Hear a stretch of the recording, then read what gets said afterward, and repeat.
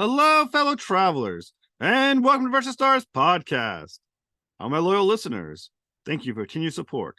And remember, click the subscribe button, everybody. It's an amazing episode because Jackson Lanzing and Collin Kelly return to the mothership. You know them from the Eisner nominated series Star Trek. They are now the writing team of Batman Beyond Neo-Gothic. Come aboard as we go traversing the stars. Hello, Mr. Lanzing, Mr. Kelly. Thanks so much for coming back to the Versus Stars podcast. Thank you for having us. We're glad to be back. So my honor, Mr. Haas. Well, like I said, the last time you guys were here, we got to talk your new Star Trek series, and apparently you guys killed it because you were nominated for 2 Eisner Awards for your Star Trek series. Holy crap, that must have been awesome. Truly insane. We were both really just honored as hell by the nominations, and to share such like august company was really blew our minds. It was very awesome.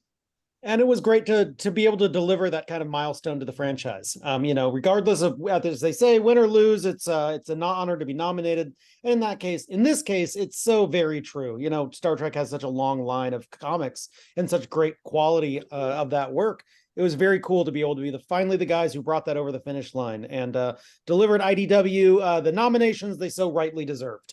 Yeah, and I mean, for those people who might not even know, though some may, other than IDW Star Trek has had many long, ongoing series of comic books. I think was it Marvel that was doing them, or was it DC that did them back in the day? Both. Both. Star Trek started at Gold Key back in the day. The Gold Key comics are hilarious, actually, because some of them are very good, but some of them are just very weird because they were made before the show ever aired. So the writers don't know what Star Trek is, and they're kind of trying to guess based on like production stills and like some basics. So like the Enterprise. The interior of the Enterprise looks completely different. The characters are all colored wrong. Spock solves the crisis at the end of issue 1 of Star Trek #1, like the first Star Trek comic. They encounter a planet full of giant plants that keep killing their crewmen, and Spock solves it by firing a phaser at the planet so hard that he kills all life on the planet and goes, "And we're done." And everybody goes, "Great, on to the next one." They just genuinely like didn't know what the tone of Star Trek was yet. So Gold Key, and then I think there might have been some stopover between Gold Key and DC, but then there were the DC books, which were all during a lot of that was during the sort of TMP period. It was all like Wrath of Khan uniforms, basically, and it was all about that sort of era of the TOS crew. Then there were the Marvel books, which covered Next Generation, Deep Space Nine. Also did an ongoing series that was basically Strange New Worlds. It was the Pike Enterprise and a crew that they created for the Pike Enterprise, and that was with Mike Diodato on art. That was like an ongoing Star Trek series where they went to war with the Tholians. It's actually a really cool series. It's like for like a kind of feels sort of like classic age X-Men. Like that's really what it feels like is like a book that's trying to do for Star Trek what X-Men was doing for superheroes.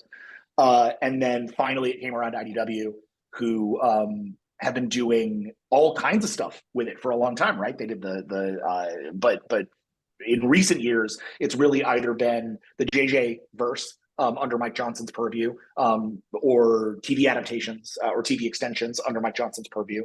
Or the Starfleet Academy book, again JJ verse, but through Mike and Ryan Parrott, and then the Mirror War stuff with the Tiptons, and so it's been very. When we came in on year 5, we could never have imagined where we'd be now in terms of getting that line and bringing everything together into one big sort of flagship book and line.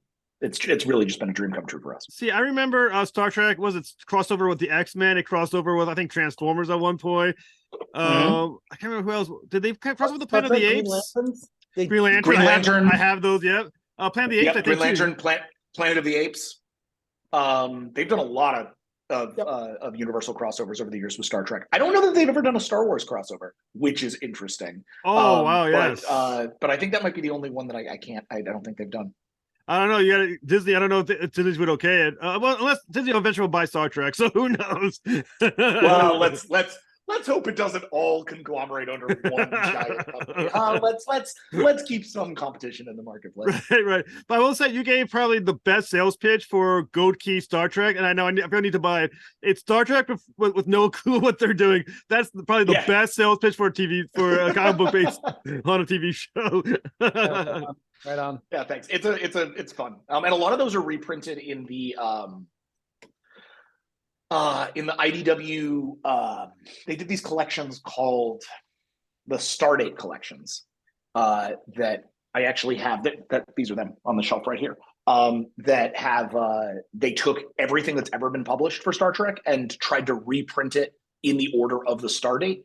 So some books that were made by Gold Key, some books that were made by Marvel, some books that were made by DC, they all are in this collection that IDW produced. That's awesome. They're all done chronologically, so you can technically kind of read the whole chronology of Star Trek, with the exception, obviously, of our work, which came out after those collections. And I'm very sad that we aren't in those collections because that would have been really fun. Yet. Yeah. I don't think they're going to make more. I've been bothering them. They're like, not enough people bought them. You're the only nerd who liked this. So I was like, all right, well, damn. I'll make them for myself. Now, are we able to confirm that this is the first time a Star Trek series got an Eisner nomination? Mm-hmm. Very first time. These two nominations are the first time Star Trek's ever been nominated for Eisners. Now, it's which we were shocked to discover. As much as we were shocked to discover that we'd been nominated. Heather Antos, the editor, called us while we were on our way to work together one day. And she was like, how does it feel to be Eisner nominees? And we were like, what? What do you mean? She was like, well, the rest of the world doesn't know this yet, but, and she told us about the nominations, and we really were just stunned. And the fact that it came in for Star Trek, it just means a lot to us, because this book is something we've been pursuing for like a decade. And so getting to not just get our hands on it, but then have it be well received like this, it's really, we thank every reader who's picking it up. We thank every reviewer who's reviewing it. Thank you for covering it on the podcast. Like, people paying attention to this book is why we're able to make a dent in the market like that. So thank you. Now, is it because maybe a lack of respect for licensed comic books that something like that has never been nominated before? Or do you think Star Trek has never been at that level of quality that it is now? That's why it has never been nominated before. I don't think we can assume to know what the motivations of the Eisner nominating committee are. That's a black box of question marks that no one really needs to pick at. Let's just be happy with what happened. Right. For whatever reason, quality. Who can say? I think they just love a quality book and want to honor something that absolutely is kicking ass. Now, one thing about getting an Eisner nomination is that more people than before are paying attention to your book, primarily because, once again, if they haven't already picked up or weren't already picking up the books, an Eisner nominated book basically makes people curious and to want to pick up that book. So this is also closing in on a big event, the first big event of Day of Blood. So did that just so happen to coordinate with each other, or? Yeah, we had no idea these nominations were coming. So to be really clear, like genuinely, we had no idea until just before they happened. We didn't even know that we were up, like that we'd been submitted. We had no hope at all. In fact, literally days before, I had been complaining to somebody at a comic shop who was like, they were like, you guys have never won any awards. And I was like, I don't think we're ever going to win any awards. I don't think people pay attention to what we do. It's fine. I don't care. It's fine. I don't care. I was being very like flippant about it. And then like 2 days later, we got the nominations, right? We don't, we genuinely don't know what we're talking about. So we had no idea that was coming. No, Day of Blood has been in the works since the very first pitch on this book. It's been in the works since we first turned in our document, and certainly since Heather and Chris and us all got in the room and started working on this like a year ago. Day of Blood has been the end, not the end point. It's the first end point, the first big climax point before the line continues on. But it's always been planned, and it just happened to come at. We just happen to have that great nexus point. We've had a lot of those recently. There's one happening with Batman Beyond too, that we can talk about later. Okay. We've just had some really fun coincidences of dates that have ended up kind of working in our favor, I think. So, but you can, you have to admit now, though, the stakes have been raised on you guys now, because everyone's paying attention, and now you got your big event. It's like, now's the time to prove to everyone and show everyone what you're capable of for this comic book. So with Day of Blood, how are you raising the stakes in the series to equal the hype that's now approaching it? Well, fortunately, we'd already raised the stakes quite a lot.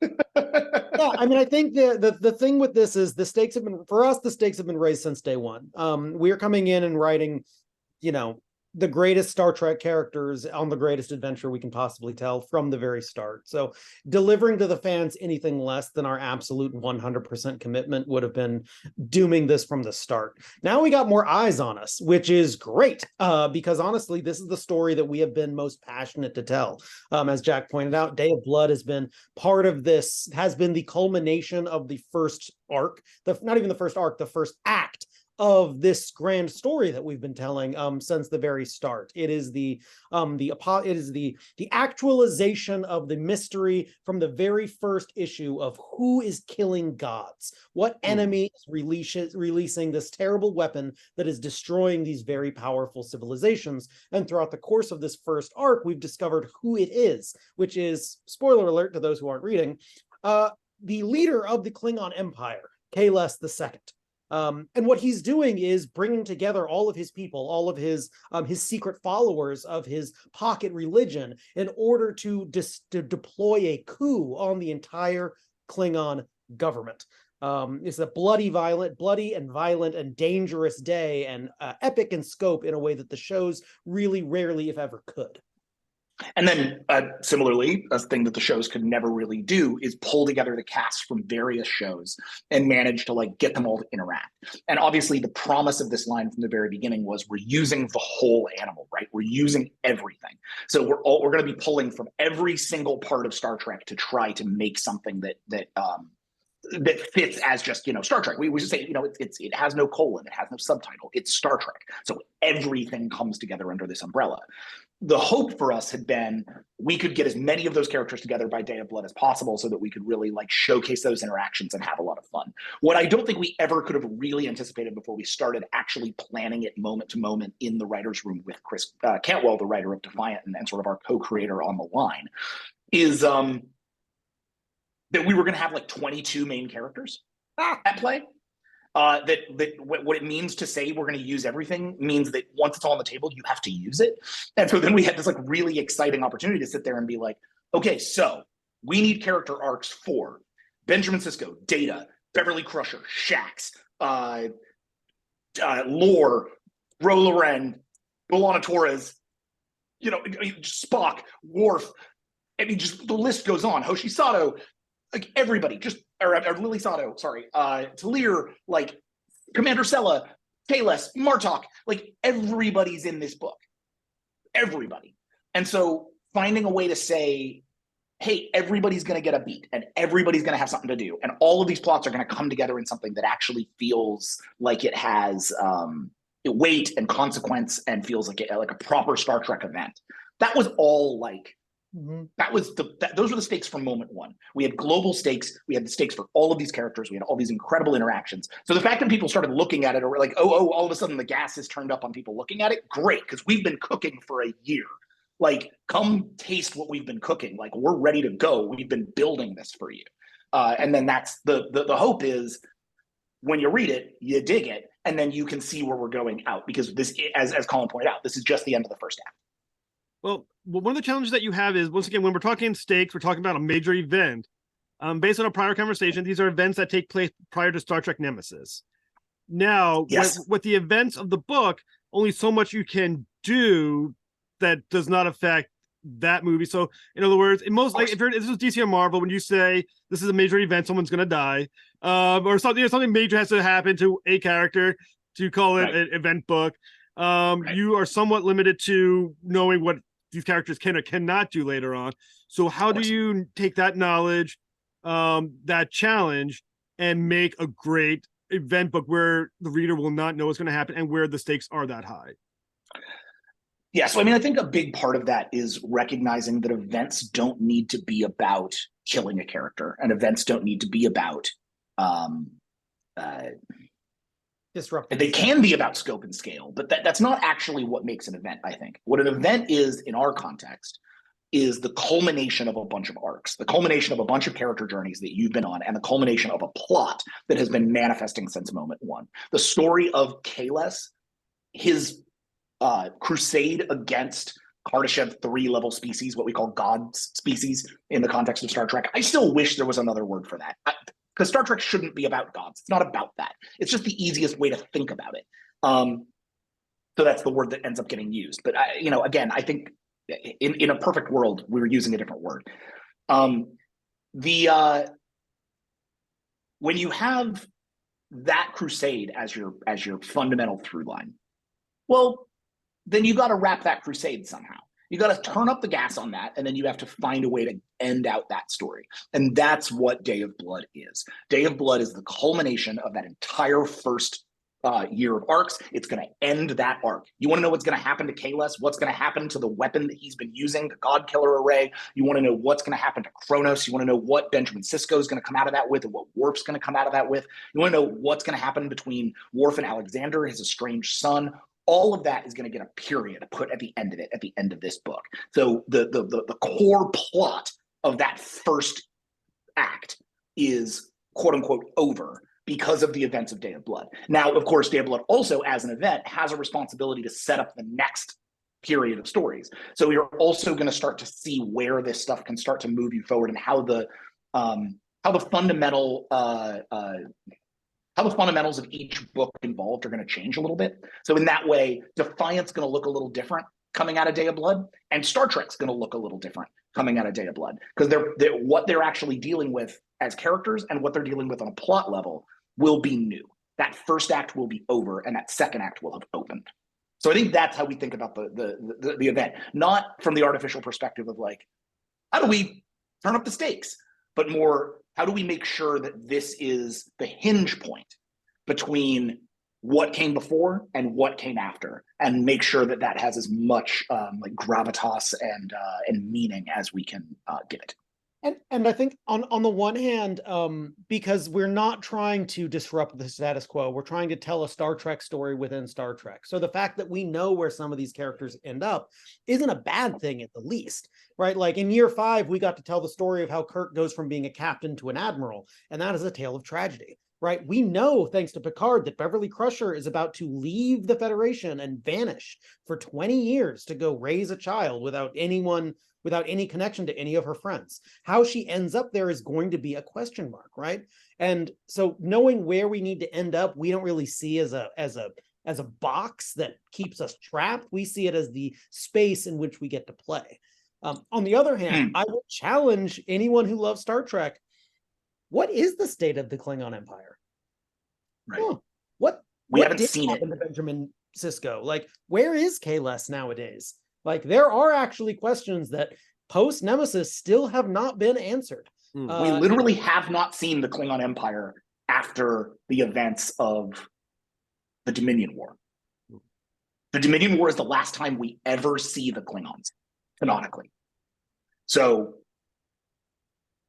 that's a wide You're open listening canvas. On a podcast, we just shrugged coquetting. Yeah, because like it opens up this giant area for us to play without the context of other people coming in and being like, "Whoa, this needs to fit into canon." It's like nobody's playing with these toys, so these toys can be revived and they can be utilized in our space. And I want to put a fine point on what Collin just said, because I think that's he's exactly right, and I think it's a big part of what we always talk about when we talk about Star Trek. Dramatic irony in Star Trek, like the suspense of understanding what's going to happen, knowing there's a bomb under the table, and the characters don't know the bomb is there, is part of the art of the book. It's part of what makes the book function. The book functions better because you know certain things. You know, for instance, right? Spoiler alert again for Star Trek. Data is about to die. So this is Data's last journey before Nemesis, right? Before he sacrifices himself to save all of his friends, demonstrating a humanity that is fundamental at the core of this character, the end of his journey. This is his last ride before that. And so everything we do is in knowledge that we are handing him to his death, and that we can unlike, say, Insurrection or First Contact, which did not know that, right? So we're getting to give you this like nice little hammock here between the data you saw in Insurrection and the data that you're going to see in Nemesis that also kind of connects to the data that you're going to see in Picard 3 and in Picard 1. Like, there's that sense of sitting inside of the timescale actually makes Data's arc more interesting because the audience knows what's up and they can see the breadcrumbs rather than us having to like do a bunch of breadcrumb work or exposition work. They can see the art of it and then move forward. Crusher's another great example. Frankly, Cisco's a great example. Lower Decks has established fundamentally, I guess Lower Decks is the one place we've seen the Klingon Empire. But like Lower Decks has established pretty fundamentally that a few years after the events of our book, Benjamin Sisko is still in the wormhole. But in our book, Benjamin Sisko is out of the wormhole. So that's a box, right? We got to sit inside that box. We know that that box exists. Our job is to make sure that that box feels dramatic and ironic and interesting, and that our book, by the time that you read it, by the time that you get to the end, you understand why this journey had to happen and why it wasn't just fine to like leave Sisko in the wormhole and then leave Sisko in the wormhole, right? Why did he need this journey, and how does this journey change your context for Sisko? That's the mission statement of the book for the next, I mean, you know, however long we're on it. Our goal right now is about 3.5 to 4 years of Star Trek by the time we're done. So hopefully that's what happens. There's no indication that we're stopping anytime soon. I'll put it that way. The books are selling. The Eisner nomination was great. Fans have been showing up. Reviews have been good. We're all chomping at the bit to do more Star Trek. So we're going to do this until the wheels fall off. Well, it may be a little too early to ask, but I'm going to ask anyway. You've had the series going to end, as you said, with a character, Kalis, killing the gods, you know, that massive storyline, 22 characters entering the series. Once this is over, what in the world can you do next? Because once again, I mean, on one level, part of the fun as well is having these characters from back in Star Trek appearing in the series and seeing them again being introduced. Can't do that because you already have. You've now fought gods. Can't do that. Already have. What in the world is left? Well, in terms of what might be happening after the core line, that we're not talking about. That we're not talking about. But what we will say is that the next arc of Star Trek, we are going to be going to another awesome place that we've never been able to see before, which is the world of Zenketh, which we've only kind of heard rumors of. There's been a lot of discussion of Zenketh in the various shows, but we're able to take the crew to effectively a planet of Conan-inspired kind of ass-kicking dinosaurs. Which is going to be very unique for Star Trek, but we get to just go to this really fucking wild, cool place. It's a really exciting opportunity, I think, for both books to sort of say, like, okay, we've been at the highest stakes possible. We've been at this like galaxy level threat level midnight, right, for like over a year. We just got through Day of Blood. Now both books get to take a step back, actually, like stop having to worry about the steak boiler and get to start worrying about like seasoning and like depth of flavor. And so I'm using a lot of cooking metaphors. But that's actually, I think, what we're trying to do here is the next arc, which is called A Savage World of Glass and Bone, or Glass and Bone, because that's hard. The rest of that is hard to fit on the book cover. Don't sell us short. A savage. Well, it's on the cover. On the cover, it says Glass and Bone. I'm saying that so that when people are at the store and they see it and they see Glass and Bone, they're like, "Oh, that's the one."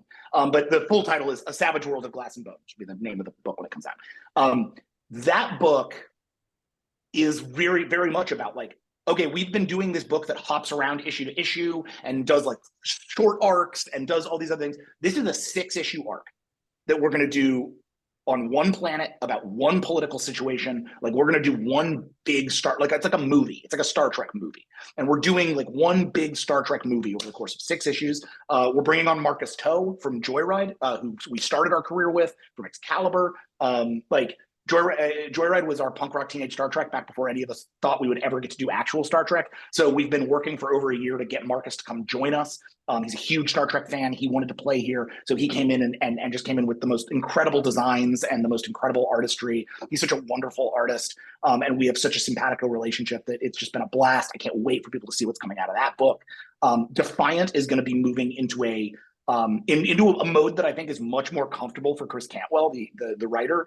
Chris has been, that first arc was kind of defined by a pitch that Collin and I laid down at the beginning of this whole run. We were like, this is what Defiant is. And then Chris came in to kind of like figure out what that meant.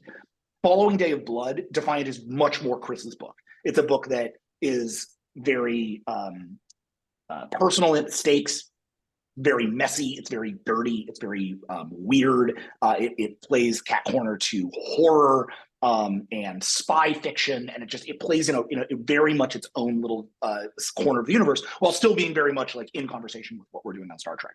So I think the point is less about like, how do we keep raising the stakes? Because eventually Benjamin Sisko is punching a galaxy or something. It's like, why? But I know I just put an idea in Colin's head and I was like, how do I do that? But eventually, what I will say is eventually the stakes are going to raise again, but they aren't going to raise based on like new stuff. What the plot that we began in issue 1 isn't ending in Day of Blood. It's just changing. And so the storylines that you see there are going to continue to metastasize, continue to warp, continue to change, continue to grow. And by the time we get to, let's say, the next Star Trek event, you'll have an understanding of why it feels like a step up compared to the last one. So I think that's, we have that all planned out. I mean, we literally have the entire run planned. You want to talk about a tease. We're right in the middle of our first event. The second event is going to make the first event look like kiddie pool. And to that point, I actually want to. The other way that you up a line after this is you up the line. True. So it's not just like right now we have 2 core books, and then there was the motion picture book that kind of like is feeding something into Day of Blood that people will see, and then there's the DS9 Dogs of War book, which fed a little bit of a thing into DS9. We saw Latinum in the last issue of the DS9 arc of Red Path. So there's some individual stuff along the way with Trek that's going to be, along the way that's sort of like incorporated in. But following Day of Blood, and I can't say more than this because it's like very early days, there are going to be some other books in the line to communicate new ideas and new avenues. So it's not simply a matter of like, how do we take these 2 books and continue to communicate them? It's like, no, let's use this to open the door. More people are paying attention. Great. Let's give them more to read. Let's give them more perspectives. Let's blow this open even wider. We thought we had 22 main characters. Let's get more in here. Let's go. Like that's very much, and that won't just be me and Collin. That invites other people to the table to tell stories, which is another thing we're really excited about. Well, I mean, honestly, you had me at Planet of Dinosaurs. I mean, is Worf going to be running a T-Rex or something? I mean, what are we looking at here? Worf's not there. It's sad. But Worf's on Defiant. Yeah, Worf's on Defiant. You don't know what Sisko's getting up to. Oh, yeah. Sisko's on a T-Rex. We just saw a panel that is Sisko's single most kick-ass, righteous fucking fighting man you've ever seen. Like, if you ever wanted to see Benjamin Sisko put on the war paint and go fight for truth, honor, and justice, like, whoo, he's ass. It's very exciting. We're getting to sort of flex some of our superhero muscles a little bit on Glass and Bone, and it really has been a real fun time. So when is Day of Blood starting? Day of Blood started the same week as the Eisners, so July 25th or thereabouts. Day of Blood Alpha came out. It's then continuing on through the main series. So there's Day of Blood Alpha, which is already out. You can get it at your local comic shop. Then it's Star Trek Defiant. Then it's Star Trek. Then it's Star Trek Defiant. Then it's Star Trek, and that's the end of the arc. So the Star Trek 12 is the final issue of Day of Blood, and Defiant 7, I think, is the last issue of Day of Blood. And then both of those books continue on into their new arcs after that. So five issues total. Well, like I said, you guys are very busy. Not only are you doing Star Trek and Day of Blood, but you're also the writers of Batman Beyond Neo-Gothic. So how do you get involved with Batman Neo-Gothic? And were you guys fans of the Batman Beyond series in the 90s? 100%. Watching the series was actually one of the ways Jack and I kind of first forged our friendship. As we were going out Wednesdays to buy our comic books and eat our pizza, we'd often come back and then watch some corner of the Bruce Timmiverse. And Batman Beyond was one of those shows where we really kind of collaborate and fall in love with the adventures of Terry McGinnis. Now with Terry McGinnis, Batman Beyond, once again, that's a show. The strange thing with Terry McGinnis is that it almost, you think, shouldn't work. It's a future version of Batman with an old Bruce Wayne. It's not Batman in the costume, yet the story has endured for 30 years. So why do you think Terry McGinnis has caught on? And when you're thinking in regards, so sorry, there's multiple questions. When you think about regards of DC Universe, where's Batman Beyond's place in DC Universe continuity? So that's a really good question, and it kind of ties back to like how we got involved with Terry. So I'm going to kind of take this question and like bend it into an answer, if you don't mind. So we started on Batman Beyond in Batman Beyond Neo Year, which came out last year and was a sort of 6-issue mini, as well as a 0-issue in Batman Urban Legends that blew open the Terry McGinnis sort of corner of the DC universe again and let us take Neo-Gotham and move it into a new paradigm. So Neo Year was kind of our like Frank Miller inspired noir detective cyberpunk take on Terry McGinnis, moving him forward in a paradigm. And the first thing we did was kill Bruce Wayne. Page 1, Bruce Wayne died.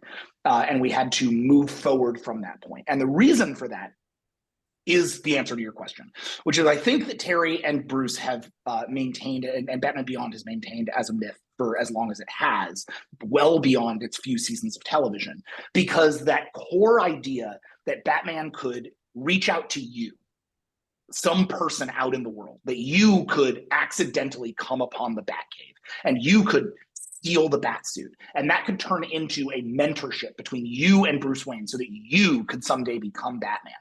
Took the idea of Batman and put it on this like really excellent new level. People often, if you just talk to somebody on the street, like a layperson who doesn't understand anything about comic books and doesn't read them and isn't really all that interested in superheroes, they still know who Batman is. And if you ask them, why is Batman cool? The thing you'll hear more often than not is he's cool because he doesn't have any powers. He's cool because he could just be me, right? Except that nobody can actually be Bruce Wayne. Bruce Wayne is a man of infinite means and infinite training. And so the idea that you can be Batman maybe, but you can never be Bruce Wayne. And that's really interesting because Terry has to do that. But he's got Bruce in his ear. He's always got he's got a Batman in his ear telling him how to be Batman. When we got to the story, we said, well, the only way to take Terry to that next level, the only way to actually interrogate the question mark at the heart of this, which is, can you, whoever you are, be Batman, is to get rid of Bruce and make Terry stand on his own and see what it means to be his Batman. Not a Batman defined by Bruce's tragedy, not a Batman defined by Bruce's mission, but a Batman defined by Terry's tragedy, a Batman defined by Terry's mission.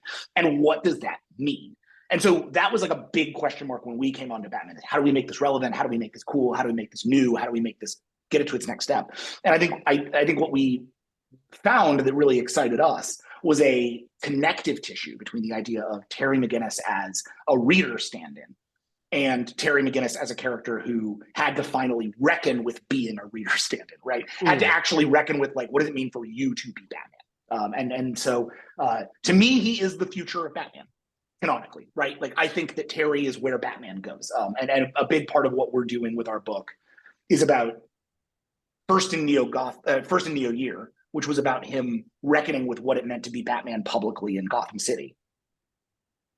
And now in Neo-Gothic, which is very much about what it means to find balance in your life between being Batman and being Terry, what it means to be subsumed entirely by the myth, to be so lost in the darkness of the myth that you can't get back to your own life, right?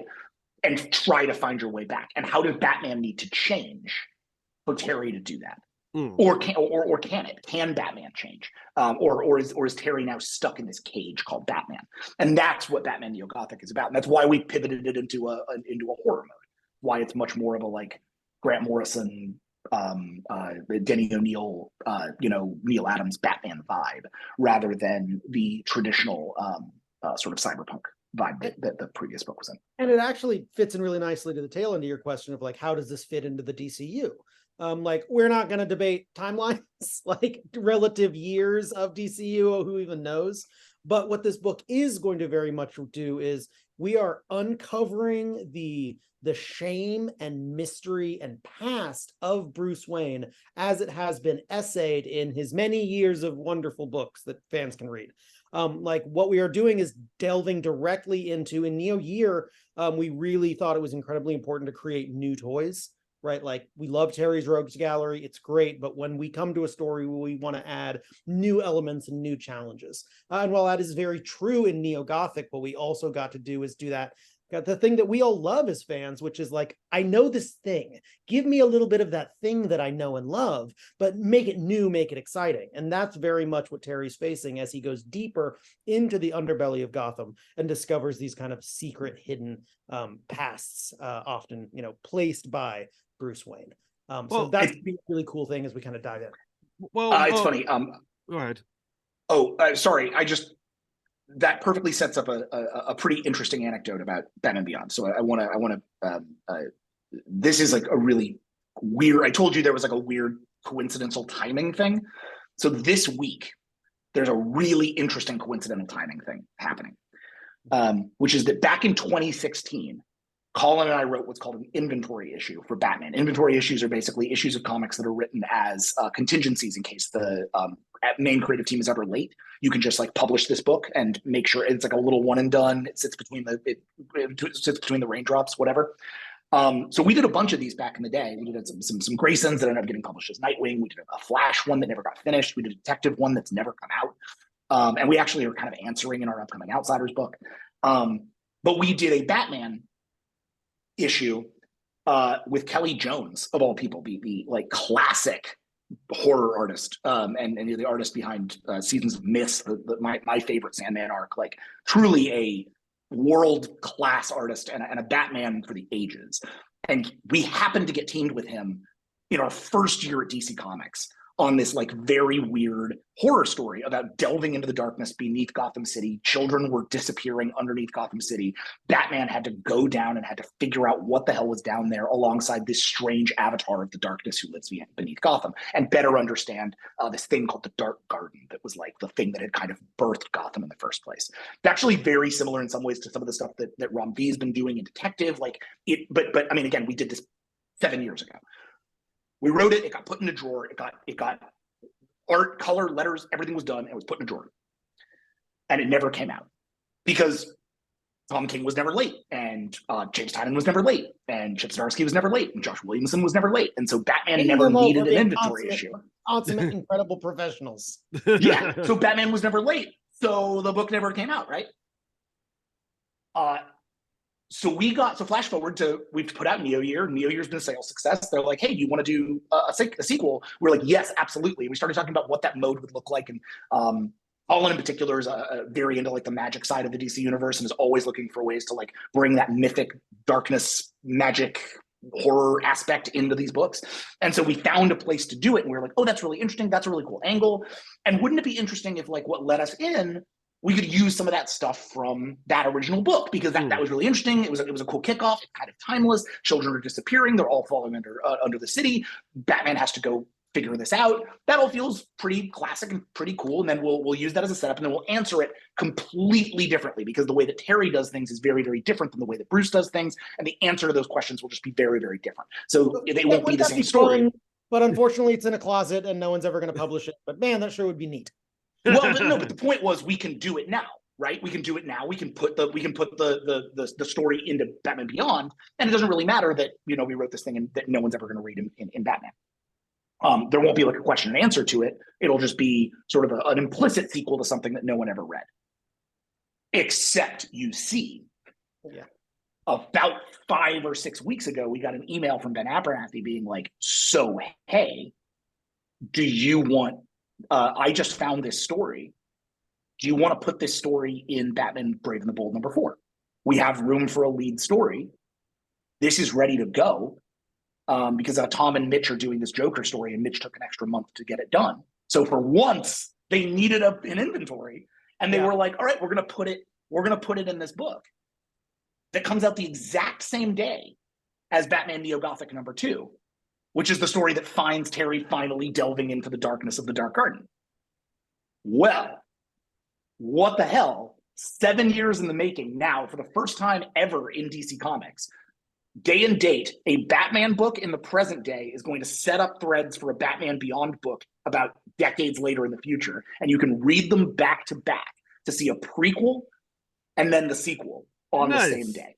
Very cool. It's insane. I can't believe this happened. That is awesome. It's very kismet. Yeah, it's very weird. And a really cool use of Batman Beyond. The kind of thing you can never do in Batman Beyond. Where you're like, oh, we have this story that's taking place in the future. Let's go back and do a Batman book that sets it up. You can never do that. But here we did it backwards and it happened to work. It's really crazy. And even if people are like, these guys sound like total jerks, who cares? Go show up for the Kelly Jones art. The Kelly Jones exactly. art, incredible. We've been just looking at these pages for years being like, man, they sure missed out. These pages are too good to live in a closet. It's like, well, DC agrees. So now there we go. Now, the one thing with talking about Terry McGinnis, and I like what you said about how people want you to kind of create new toys and new things with their characters. Well, in many ways, that's the same way they approach Batman with Terry McGinnis. He's kind of a new toy, but they kind of wanted you to make something different with him, but at the same time, still make him Batman. You have a character as well as Terry McGinnis that can also lean on the fact that at the age of, 8, he's been training for how many years? So how are you making Terry McGinnis a worthy successor of Batman, but totally his own, not Batman? Also given the fact that there's some serious differences in training, some other things as well that make him different. Yeah, it's a really interesting question of what makes a Batman, right? And I think I think the interesting thing for Terry is that he began his journey being able to rely so heavily on the suit, right? The suit gave him his training wheels and gave him that capability to learn all the physical kind of stuff as he's developed. I think it's safe to say that probably Terry has had as much physical training as Bruce, even if it has been in a different format. The interesting thing for us to explore is Terry is not a detective, right? Terry is a very smart young man, but he is not the world's greatest detective. And that's really going to be a part of how him as Batman needs to function. He can't rely on an incredible genius intellect to put these pieces together. He has to do the footwork. He has to go get dirty and start actually figuring out these mysteries himself, rather than the privilege of being one of the most brilliant men in the world. I think that's a big step for him too, is discovering his limitations and knowing that Batman can have limitations. Being invincible is not key to being Batman. Key to being Batman is never giving up. There's something really interesting as well, I think, in the idea of Batman without wealth, that Terry is not a person who has extraordinary means. And so the idea here is to look at what it means to be a Batman who lives in an apartment and has a suit, but not infinite resources. A Batman who has to put things together moment to moment and has to live a little bit more scrappy. Obviously, that was the point of Neo Year. But I think, and is obviously something we're continuing to play with in Neo-Gothic. But having a Batman who is, yes, has training, yes, has some brilliance, even if it's not like Bruce's brilliance, but who also has some real distinctions. For instance, Bruce Wayne is a cover identity, effectively, for Batman, right? That's a thing in Batman Beyond, where they're they really establish that for Batman Beyond Bruce, where he says, the reason I knew that guy was the reason I knew that it wasn't my dreams was the person who was trying to mess with my dreams called me Bruce. And Terry's like, what? And he's like, in my head, I don't call myself Bruce. Right? And it's okay, so Bruce Wayne is Batman. He is Batman. Batman is the core identity, and Bruce Wayne is a cover identity that he puts on. Terry McGinnis is not a cover identity. Terry McGinnis is a person with life and times and his own context and a girlfriend and a brother and a mom and a life. He's a person who then becomes Batman and finds that personality starting to get subsumed by the weight of Batman. And then the question, I think, for us is that's kind of the question of the book, is what makes Batman distinct under Terry? How does he approach it differently? Neo Year, we show that he approaches it at least in part by not not feeling like he needs to stay in the darkness. He can become like a folk hero. He can become, he can work with the Jokers at the same time as he can work with the cops, at the same time as he can work with the dregs, at the same time as he can work with him, the villains. That like Terry has a little bit less need to like do everything alone than Bruce does. He has less of a sort of patriarchal attitude towards this stuff and a little bit more of a collectivist attitude towards this stuff. And that lets him drive forward. And that's going to be a big, but now again, when Neo-Gothic starts, though he's maintaining that, he is also living in the suit. And he's really not spending a lot of time as Terry. He's not calling his mom. He hasn't called Dana in a long time. Like those things are part of his struggle. And that's what the book's going to be essaying. It's like, how does he find that next level of Batman? And that's where we're going right now. And the interesting with, Bruce Wayne Batman, not Tim McGinnis, but Bruce Wayne Batman, in many ways, especially in the world of DC, talking about kind of going back to Star Trek, is basically treated a god. Batman, the Bat God kind of thing, personality. He's virtually perfect, super genius, everything else. But then in Batman, you introduce the Gotham Deep, which is this underground city where kind of the people who disappear through the cracks exist. Now, how much is the Gotham Deep a reflection of Batman's failure as Batman? What does that mean for everything he's done as Batman if this whole underground failure underneath the city exists? What a good question. Stay tuned, man. I almost don't want to answer that question. That's just, you're reading the book right. Yes. The answer to that is yes. Damn good question. TBD, my friend. Yeah. TBD. All right. Well, in a few months that you're coming back on the show because you're going to answer my damn question. Yeah. Write your answer. Write what you think down on an envelope and seal it, and then we will open it the next time we sit down. Oh wow, it's like a cliffhanger now. It's like drum roll and everything when I finally pop it open. How right was Jeff? So go to another question then. Another character is Donovan Lumos. Lumos. And from all indications, she's actually engaging in gentrification of Lower Gotham. Yep. Now, what does that mean for the residents of Gotham on the whole that he's doing this? Obviously, he's trying to create a safe Gotham by kind of kicking out those who would feel less desirable, make it what he wants it to be.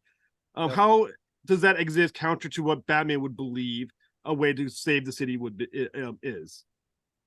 So we were talking a lot about what Terry means in general.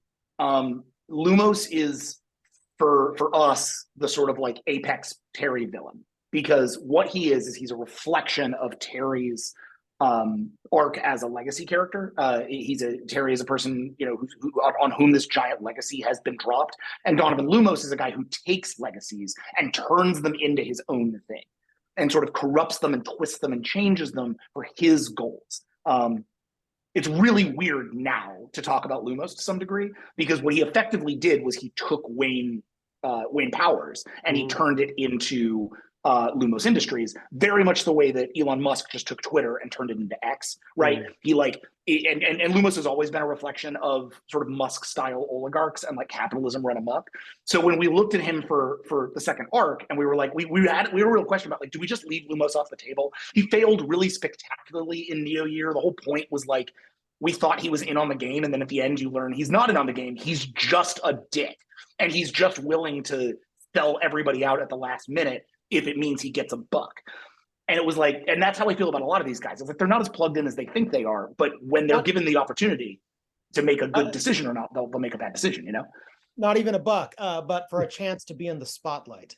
Because if there's nothing that Donovan Lumos / Elon Musk loves more than being in a spotlight. Right. So the fun of looking him for arc 2 was like, do we really have a use for this character? Is there a reason for him to be there? Is there a way to like continue on the parallel of him and Terry? Especially because Terry was going to be going down, which meant he wasn't going to be up in Neo-Gotham for any of the book. He's going to be down there for the whole arc. So the question of like, what is going on upstairs and who's dealing with that and how that operates had to feel vital. It had to feel real. It had to connect. It all had to be something.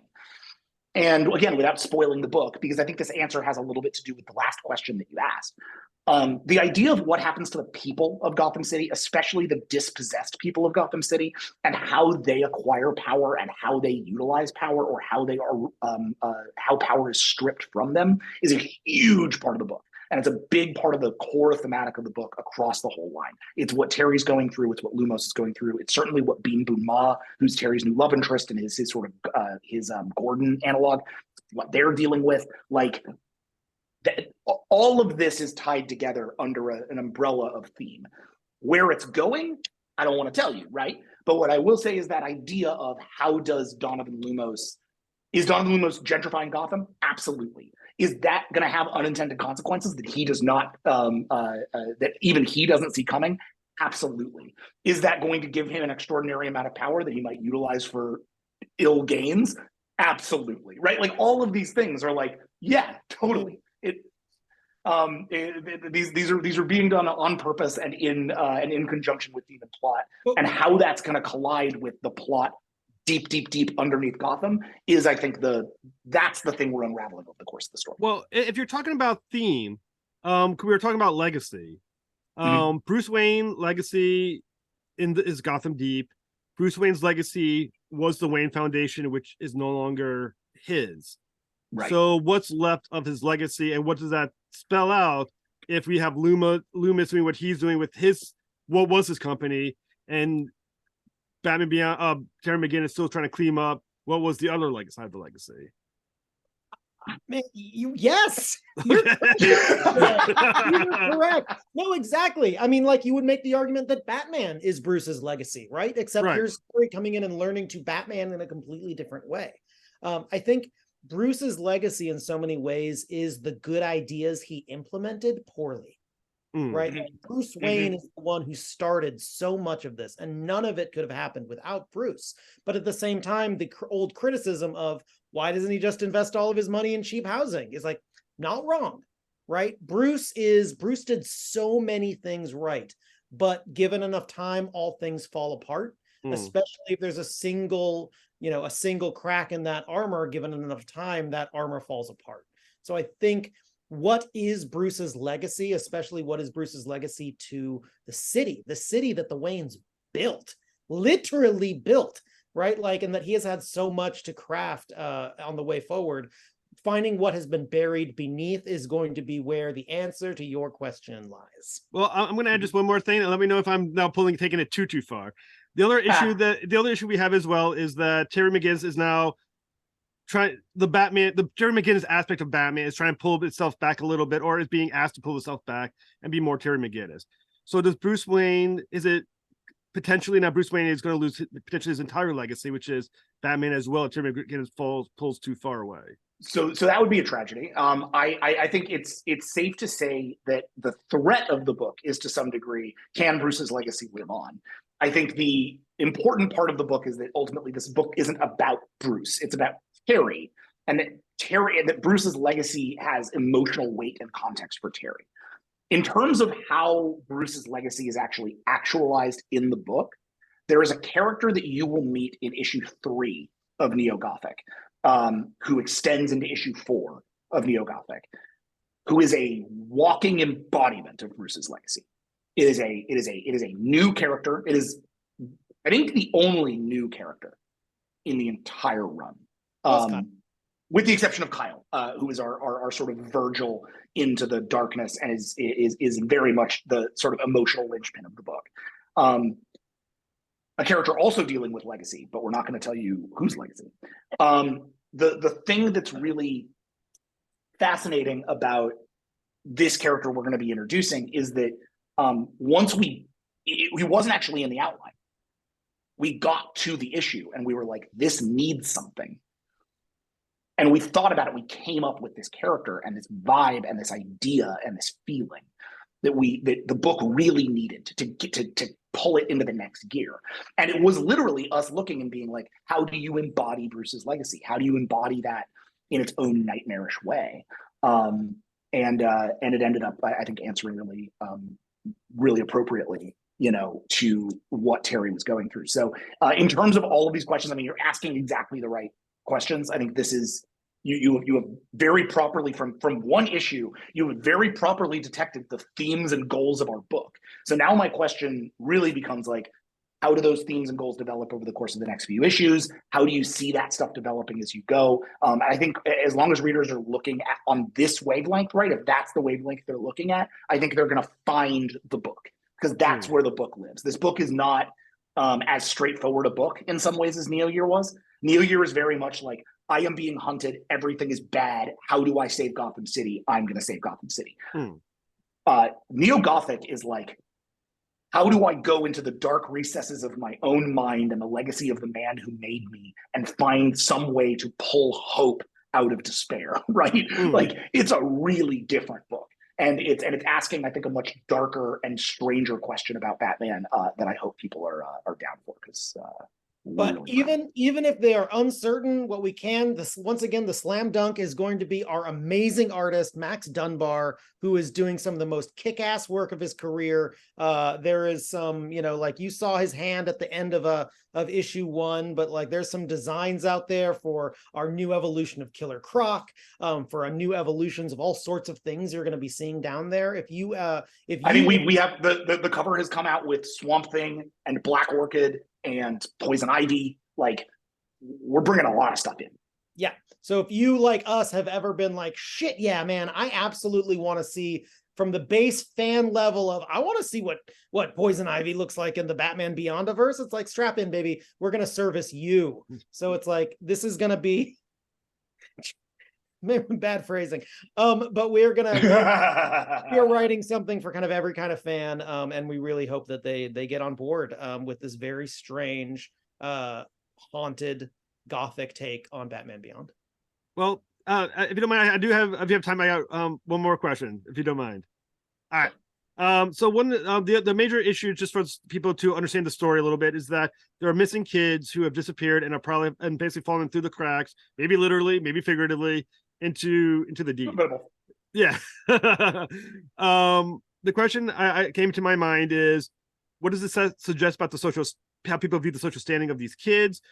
Why is it that Batman or Terry McGinnis is someone who notices this, while maybe officials seem not to pay attention to it? So this is another thing that I think is actually really important, right? It's not that Bruce wouldn't necessarily have gone after this. In fact, he does in Batman Brave and the Bold #4 coming out this week, right? So if you want to see the difference between the way that Terry deals with this and the way that Bruce deals with it, you literally can at your local comic shop this week. Insanely, right? I can't believe that's true, but you can. However, we actually thought it was a really great opportunity to show why Terry is special and how Terry's life experience is distinct from Bruce's. Bruce is a young boy who went through tragedy, and he wasn't forgotten by the system. He was the system, and then he forced himself to go outside of that and become this person. Terry McGinnis is a young man who went to prison when he was a teenager. He's a delinquent. He's a kid who has been forgotten by the system. He's a kid whose father was killed by gangs. He's not a person that the whole world looks at, even after he was like Bruce's protege. No one looks at Terry McGinnis and is like, you're Terry McGinnis. He's a forgotten person. And so these kids, as forgotten, lonely people, I think are a really nice reflection of that. And the fact that Terry puts a lot of emphasis on going after them, on fixing that, on doing what the cops won't, is really important. That's also why Bean Boon Ma is no longer a cop. The GCPD is not a terribly effective organization, and we talk a lot about that in Neo Year. So the point here is, like, Gotham needs something better than the police. It needs a public service larger than the police and different than the police and more Batman than the police. And that question of what that means is another sort of underpinning of the book. But I think the question of, like, why would Terry notice as opposed to anybody else, I think is evident in his background. He is the kind of person who notices that. And then that's why Kyle and him get on, right? The most important moment in all of the first issue of Neo-Gothic to me is that moment where Terry and Kyle talk about their experiences as young men in the prison system. And they share a moment where they're like, oh, you were in juvie? I was also in juvie. And that's why Terry tells Kyle his name, right? Terry does something Bruce would never do.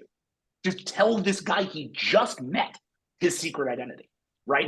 Why would he do that? Well, because that name has no power. Knowing who Terry McGinnis is means nothing, right? Or so we think. And that idea of names as power and like identity as power and all that stuff is something that's going to be coming out more and more between Kyle and Terry as the book goes on. So is this Batman Neo-Gothic, is this a miniseries, or is a miniseries potentially being more?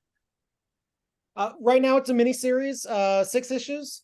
It's going to be a little shorter than Neo Year because we don't have that beefy 0 issue to kind of set it up. But yeah, 6 issues. It's kicking ass. It's going to be one tight miniseries. It's all written. It's finished. Yeah, it's done. What happens that is between the gods of DC and the fans of the world. But this particular story it's a 6 issue. We're gonna be telling this one soup to nuts. Yeah, we would really love to do a trilogy. We have a premise, and we would love to do it. Whether or not it happens is, as with everything in comics, is always a matter of sales and a matter of marketing support and a matter of what people think they can actually make that's going to be valuable, right? So like everybody wants to tell good stories in comics, right? But the way you get a story told is by making sure that it's commercially viable. So hopefully people will pick up the book, make some noise about it. I think Neo-Gothic is one of the best things we've ever done. I'm really, really proud of the book. And certainly Max Dunbar. We haven't really talked enough about Max. Max is doing like the work of his career on this book. He was great in Neo Year, don't get me wrong. But Neo-Gothic plays to his strengths a lot more. It's a book that plays to fantasy design and wild action and dark horror and just like stuff that Max is killer at. So I can't wait for people to see what Max is bringing to this book. I hope people will show up in droves and really show that there's a support for Terry McGinnis out there in the fan base, because that's what's going to make sure that we keep doing this, and we would really love to keep doing this. Well, Mr. Lanzing, Mr. Kelly, been an absolute honor to speak with you both about Star Trek and Batman. Thank you so much. Hey, thank you. Have a great night, guys. Take it easy.